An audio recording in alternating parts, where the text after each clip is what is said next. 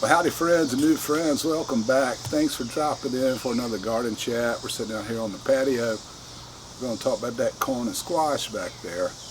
You may have noticed I left out beans. I want to talk about that too.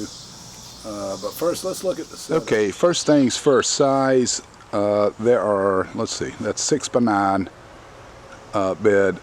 Our chickens lived there last summer, so there was plenty of starter nitrogen, a lot of nitrogen. And so at the end of the day, we put in 28 corn stalk, 2 spaghetti squash, and 2 butter crunch.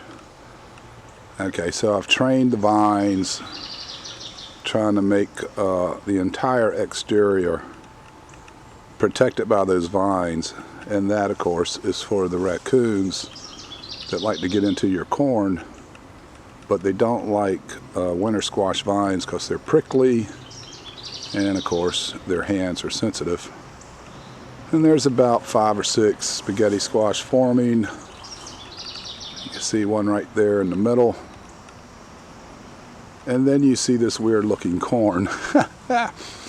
I've seen this in more than one location.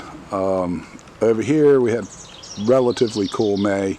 This corn was put in late April. May was kind of cool. Again, it had plenty of nitrogen, and we also fed it more nitrogen, but then we got basically over a month's worth of rain in about 4 days, 3 or 4 days in June. And so that's the result. They tasseled quickly, which is also common in our area this summer. Then the silk showed up, and so you have this, I don't know what you would call that, but low riding corn. It is what it is. We're not having a prolific season on the ears, but it's not horrible either. But the squash and corn experiment, I think it did pretty well. And I will explain in the sit-down talk why we did not add beans, the classic 3 sisters. So I guess this is the 2 brothers. I don't know. Drop your comments down there. What would you call it?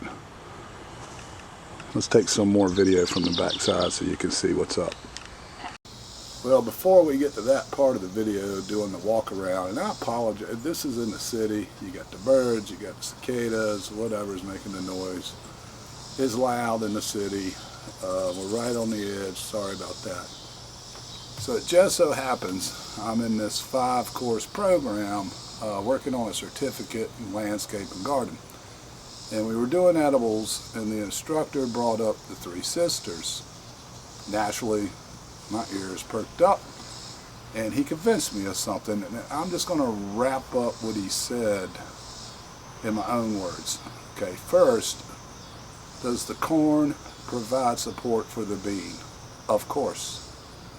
Second, does the bean provide the nitrogen the corn needs? False.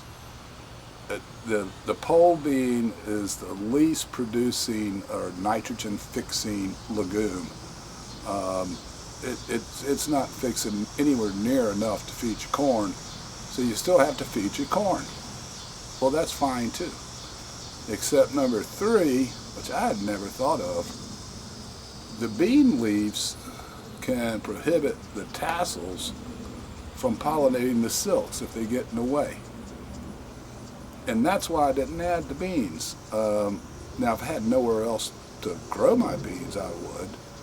But we were already growing beans somewhere else, so we took the beans out of the picture and just grew squash and corn, which, you know, I'm joking around there, 2 brothers. I don't know, you name it, drop a comment.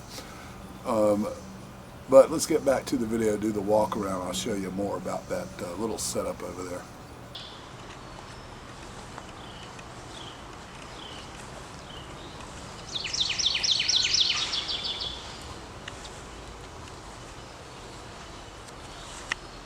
Left a nice 3-foot weed barrier on the outside.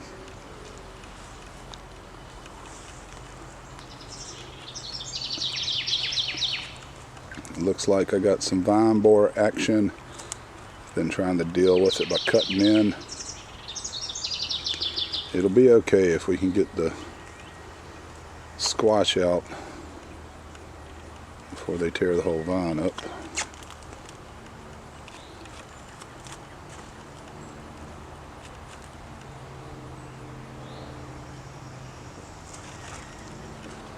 So we have it about 90% protected from possums and coons and whatnot. As far as the perimeter goes, there's a little gap in there. Of course, they could always just jump over it, I suppose. These are miniature squash. It's really a miniature spaghetti squash, and this outside is a miniature butternut.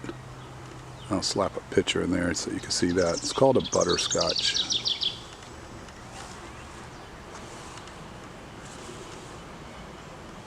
But that's what it looks like, 6 by 9. What's that, 54? Yeah, 54 square foot. Like I said, that's pretty decent use of space. You can also grow dill. You should grow dill, actually. It's a good companion plant for both squash and corn. And sweet alyssum. We tried, but we tried too late. So it's too much shade for it to really get going. Just a mental note for next year. Put that stuff down first. So yeah, sweet alyssum and dill are great companion plants for squash and corn. I didn't find that out until it was too late, sort of. There was too much shade for the alyssum and dill to get started. But it also could have been, we had those 4 days of rain, well over 4 inches, which is more than average for the entire month, so they may have just drowned out. Who knows? But I will know next time. Drop your comments down. If you ever grown corn and squash together, or will you give it a shot, or something else? Do you have a companion plant that mitigates squash bugs, or maybe even vine borers? I would like to know. And if you're new here, don't forget to subscribe, and we will see y'all on the next one.